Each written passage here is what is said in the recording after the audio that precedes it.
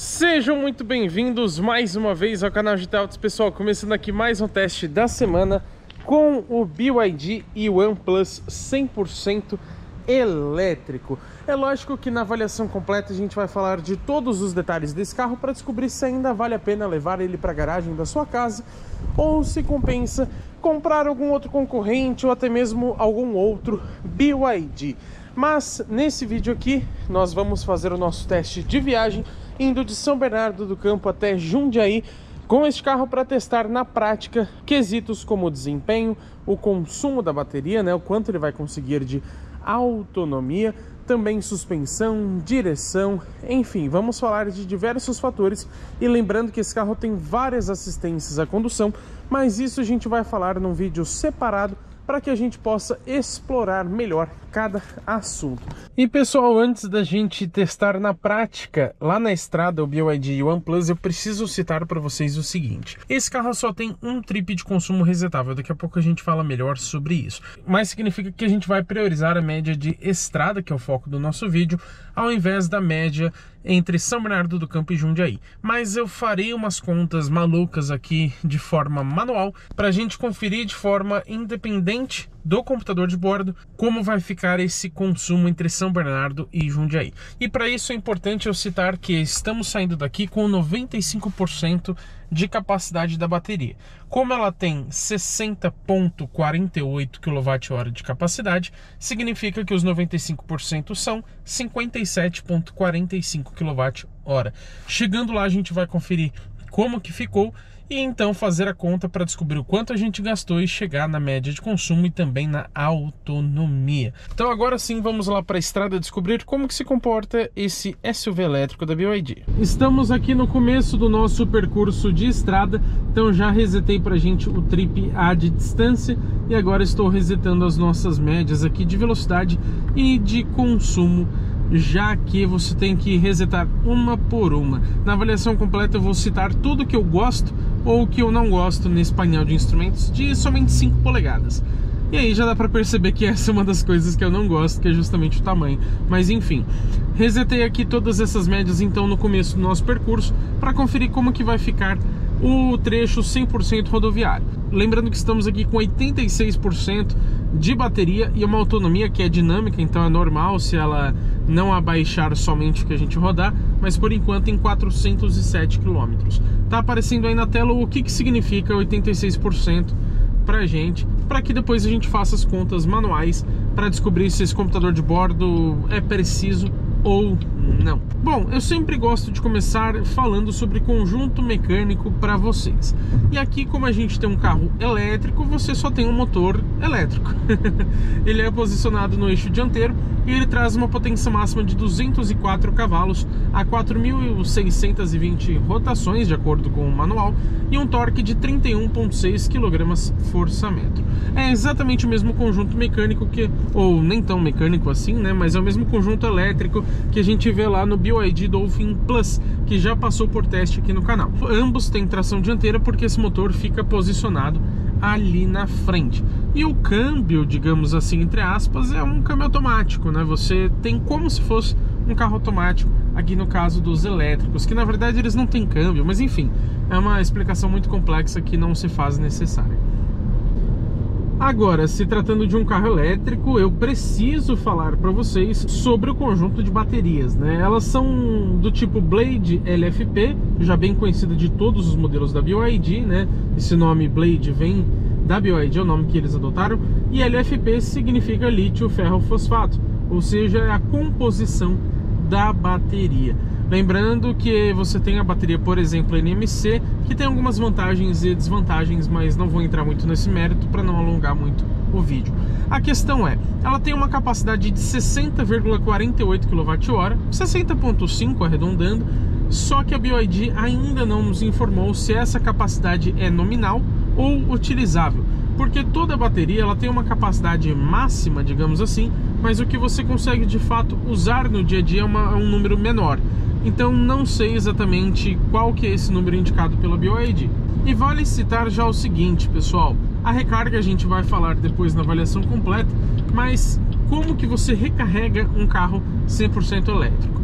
claro, na tomada, que é o método mais convencional, mas você também tem a regeneração de energia, que funciona da seguinte forma: ele inverte a rotação do motor elétrico quando você tira o pé do acelerador ou então pisa no pedal do freio, ou seja, nas desacelerações e frenagens. Com essa inversão do motor elétrico, ele consegue transformar energia cinética, ou seja, de movimento, em energia elétrica.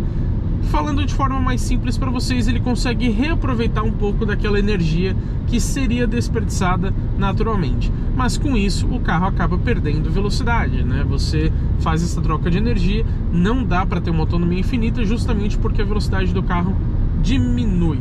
E é por isso que ele une o útil ao agradável, fazendo essa recuperação de energia somente nas frenagens e desacelerações. Inclusive, nesse carro você tem dois modos de regeneração. O normal, a gente mexe aqui pelo painel, né? Você tem o Standard, na verdade, que seria o convencional, e o High, que é o modo mais alto. Isso vai mudar um pouco de acordo com a sua preferência, tá? Aqui no modo High, por exemplo, assim que a gente tira o pé do acelerador, você percebe que ele vai abaixando bastante a velocidade. Inclusive, você tem aqui um indicador de potência no painel, onde você vê o quanto você está gastando ou então regenerando energia. Quando eu tiro o pé, ó, reparem que ele vai ali para 36, 37 kW negativos. Ou seja, a gente está fazendo uma grande recuperação de energia. Agora que eu estou pisando, ele está ali em 10 kW, 13 kW, 14 kW. Vamos pegar a nossa faixa, que já está virando padrão aqui no canal, que ela é um pouco mais desnivelada, né? Ele está ficando cada vez menor, porque graças a Deus eles estão aqui reformando essa parte da estrada, né? Estão repavimentando. Mas pegando agora essa faixa aqui, ó, com mais desníveis no solo, e a gente percebe o seguinte: é um carro bem confortável, tá, pessoal? Reparem na diferença, até o isolamento acústico muda, a gente já vai falar sobre isso. Mas é um carro muito macio, assim como os outros BYD que já passaram aqui pelo canal. A gente já testou quase todos, digamos assim, testamos vários aqui no canal. E sinceramente, ele é um carro um pouco mais molenga? É. Em altas velocidades você sente um pouquinho uma sensação de insegurança. Mas eu confesso que aqui no Yuan Plus eu não achei exagerado. Você pega o Dolphin Plus ou o Dolphin convencional, o GS, e eles são extremamente molengas. Ou o Dolphin Mini, por exemplo, também, né? É mal de Dolphin, pelo visto. E aqui não, ele é molenga, mas ele ainda está no aceitável. Quando você passa por um desnível mais alto, você sente ele dar aquela leve flutuada, ele dá uma balançada até estabilizar. Mas é pouco, tá? Perto dos outros BYD. Gostaria de um acerto um pouquinho mais durinho? Sim. Mas para quem gosta de um carro mais confortável, eu acho que você estará muito bem servido aqui com o Yuan Plus. Estamos chegando aqui no pedágio, que é onde a gente confere como que ficou o consumo. Então vamos lá. Rodamos aqui 24 km até o momento, vamos conferir.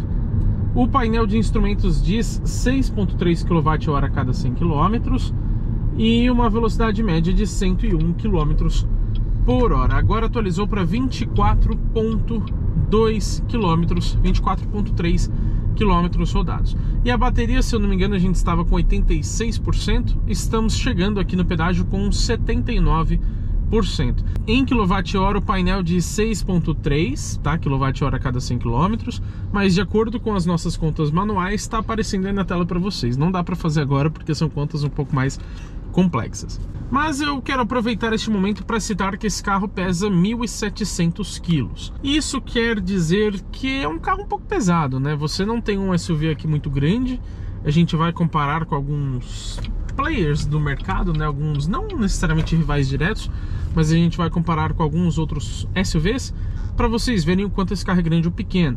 Mas ele não sendo assim tão grande, 1.700 kg é bastante coisa. E a gente sabe que isso se deve às baterias principalmente, né? Porque elas ainda são bem pesadas e esse é um dos problemas do carro elétrico. Vamos então para o nosso teste de desempenho. Eu já coloquei aqui no modo esporte, até tirei a regeneração de energia, tá? Coloquei no mais baixo. 30 por hora, pé no fundo. Distracionem. E 100 e 120. Pessoal, é bem rápido, hein? O desempenho desse carro realmente, não vou dizer impressionante, mas ele é muito divertido. Eu gosto bastante disso. Apesar de você ter um carro um pouquinho mais pesado, 1.700 kg, você tem bastante potência, 204 cavalos, e os 31.6 de torque, eles são entregues praticamente de forma instantânea. A BYD não informa pra gente uma rotação específica, algumas marcas informam, ela informa só para potência, né? Mas para o torque a BYD não informou. Mas a gente sabe que, pelo menos na nossa percepção dirigindo o carro, ele é praticamente instantâneo, esse torque, e já é um número bem considerável. Então o carro é bem divertido. Vamos estabilizar aqui em 90 por hora, pé no fundo. Ó, que retomada boa, hein? 110 e 120. Passa fácil ali dos 120 km por hora. No modo esporte, o que ele vai fazer é deixar o acelerador um pouco mais sensível. Quando você coloca no modo Eco, você percebe que você tem que pisar bem mais forte no acelerador para ele ter uma resposta, digamos que mediana. No modo esporte não, qualquer toquinho um pouquinho mais forte que você dá, ele já sobe bastante a velocidade, né? Eu ia falar o giro, mas ele não tem exatamente um giro do motor, então ele ganha velocidade bem mais rápido. Não que a potência mude, tá? Isso é padrão para todos os modos, mas o estilo de condução se torna diferente, se torna de fato um pouco mais esportivo. Gostei bastante aqui do desempenho, mas vamos testar mais um pouquinho, porque é divertido, convenhamos, né? 100 por hora, ó, vamos estabilizar, 100 por hora, pé no fundo, 110, 120. Detalhe, na subida, tá? O ar-condicionado aqui não interfere muita coisa, ele não rouba exatamente potência do motor como a gente tem em carros a combustão, mas vale citar que ele também está ligado. Então, desempenho realmente muito bom aqui no BYD One Plus, assim como a gente conferiu lá no Dolphin Plus. Lá é até um pouco melhor porque o carro é um pouquinho mais leve. Agora eu quero falar para vocês sobre direção. Lembrando que a gente tem aqui na central multimídia dois modos. Você tem o conforto e o esportivo. Por enquanto ele está no modo esporte e a gente percebe de fato que a direção fica um pouco mais pesada, mas ainda assim, olha o quanto ela é leve, tá? Ela ainda é bem molenguinha, e até que eu achei ela relativamente direta. Ela ainda é um pouco anestesiada, digamos assim, mas quando a gente pega, por exemplo, o BYD Song Pro, que já passou aqui pelo canal, lá a direção é bem mais anestesiada do que nesse carro, então por um lado até um ponto positivo. Agora, não é direta como em um carro esportivo, né? Poderia ser um pouquinho mais, e mesmo assim ela é bem molenga. Vamos colocar agora no modo conforto aqui de direção, e a gente percebe então, ó, que ela fica ainda mais macia, o que não acho legal. Confesso que eu estou andando o tempo todo com o carro no modo esporte, no modo de direção, tá? Isso fica independente do modo de condução do carro, mas eu estou andando sempre no modo esporte porque mesmo na cidade o modo conforto eu acho ele leve demais. Você não se sente no controle do carro. A frenagem você também consegue colocar em conforto ou esporte. E no esporte o freio vai ficar um pouco mais sensível, né? E pessoal, acabei não citando antes para vocês, mas vamos falar do preço desse carro, né? Já que eu falei do Dolphin Plus agora há pouco, que está na faixa de 185 mil reais, esse aqui ele custa 236 mil reais. Então é um valor consideravelmente mais alto em relação ao Dolphin Plus, que é bem parecido, tá? Ele é bem, entre aspas, esse aqui é um Dolphin SUV. Tá mais ou menos ali numa proposta parecida, só que em carrocerias diferentes. Agora, citando o isolamento acústico, lógico, você não tem barulho de motorização, esse é um ponto muito importante. Então o carro de fato fica mais silencioso, né? Mas, infelizmente, entra mais barulho de vento do que eu gostaria. Em velocidades aqui mais baixas, em torno de 80, 90 km por hora, eu acho que ele consegue filtrar bem. Mas quando você está ali a 110, 120, entra mais barulho de vento. E principalmente por não ter o barulho da motorização, o barulho de vento fica um pouco mais evidente, né? Então acho que poderia ser um pouquinho melhor nesse sentido. Terminando o nosso percurso aqui de estrada, a gente pode perceber que rodamos 36,9 km. Agora chegamos aqui com 75% da bateria. A gente começou, se não me engano, a estrada com 86. Velocidade média de 78 km por hora. E o consumo médio, de acordo com o painel de instrumentos, é de 15,6 kWh a cada 100 km. Lembrando, esses dados incluindo as aceleradas que a gente deu para testar o desempenho e também no vídeo de assistências à condução que a gente grava no mesmo dia. Vocês estão vendo a diferença aí da nossa conta manual, de acordo com o percentual de bateria que ele nos informa, e também de acordo com o painel. E provavelmente está dando uma diferença bem grande, porque com base nos carros elétricos da BYD que já passaram aqui pelo canal, realmente o computador de bordo não me parece muito confiável. Chegamos aqui no final do nosso trajeto em Jundiaí, e o que eu posso dizer para vocês sobre o BYD e o OnePlus 100% elétrico é que eu gostei desse carro, mas como todos, ele tem alguns pênaltis. Primeiro, o desempenho é bem interessante, tá? Então isso é um ponto positivo do carro. Agora, direção, eu acho que não é tão legal, ela é um pouco molenga. Na verdade, ela é bastante molenga. Então, em velocidades um pouco mais altas, se você passar ali, por exemplo, do limite de velocidade da via, você vai perceber que o carro traz uma certa, pelo menos a sensação de instabilidade, tá? E isso também é por conta da suspensão. Primeiro, a direção é leve, então você sente o carro meio bambo, não muito na mão. E a suspensão também é um pouco mais molenga. Então, se você pega um desnível estando com o carro em uma velocidade um pouco mais alta, ele vai balançar bastante. E isso traz não só a sensação, mas se ele balança muito em alta velocidade, ele traz de fato uma certa insegurança. Mas o que eu gostei é que esse acerto de suspensão não é extremamente molenga como nos Dolphin, por exemplo. Principalmente o Dolphin Mini, mas também o Dolphin GS e o Dolphin Plus, que inclusive usa esse mesmo conjunto mecânico do Yuan Plus. São vários nomes ali um pouco confusos na BYD, né? Mas, de fato, o carro fica muito confortável, isso é um ponto positivo. E sobre o consumo a gente vai falar daqui a pouquinho, pelo menos no trecho inteiro entre São Bernardo do Campo e Jundiaí. O sistema de som desse carro eu acho bom, isso é legal para viagens também. E, de modo geral, ele é um carro gostosinho de dirigir, mas não empolga, tá? Não é um carro, por exemplo, para quem é entusiasta desse mundo automotivo. Apesar do ótimo desempenho, como eu disse para vocês, o carro não tem dinâmica para isso, tá? Ele é molenga, ele balança bastante nas curvas e tudo mais. Então eu gosto do OnePlus, mas não é um carro assim que me empolga e que eu falo, meu Deus, como eu amo dirigir esse carro. Agora vamos falar aqui do consumo. Anotei aqui os dados assim que a gente chegou, porque o carro fica ligado para a gente tirar umas fotos. Mas lembrando que ele só tem um trip resetável, como vocês podem ver aqui, né? Você tem dois trips aqui de distância, o A e o B, mais o odômetro total. Porém, o trip de, por exemplo, velocidade média e também o de consumo é um só. E repare aqui, ó, past 50 km, então ele só considera os últimos 50 km. Pelo menos como a gente teve que resetar ali assim que a gente pegou a estrada, o consumo ali não vai ser afetado porque a gente rodou menos de 50. Assim entendo eu, né? Porque apesar do manual não especificar nada sobre isso, se ele permite você resetar, imagino que até os 50 ele vai funcionar como um computador de bordo normal, e passando os 50 ele vai considerar os últimos 50. O que importa aqui pra gente é a conta manual, né? Já que a gente não teve um trip resetado só lá no começo. Bom, a gente saiu de lá, relembrando a vocês, com 95% da bateria, o que representa 57,45 kWh. Para a gente fazer os cálculos de consumo, saímos com 95%, chegamos aqui com 74%, ou seja, 44,75 kW. Significa então que a gente gastou 12,7 kWh para andar, na verdade, 78,8 km. Fiz a conta aqui conforme a gente saiu de lá, tá? Inclusive tem as contas aqui para vocês, se vocês quiserem acompanhar. Confesso que eu não sou muito bom em matemática, então caso eu esteja errado, vocês por favor podem e devem, na verdade, me corrigir ali nos comentários.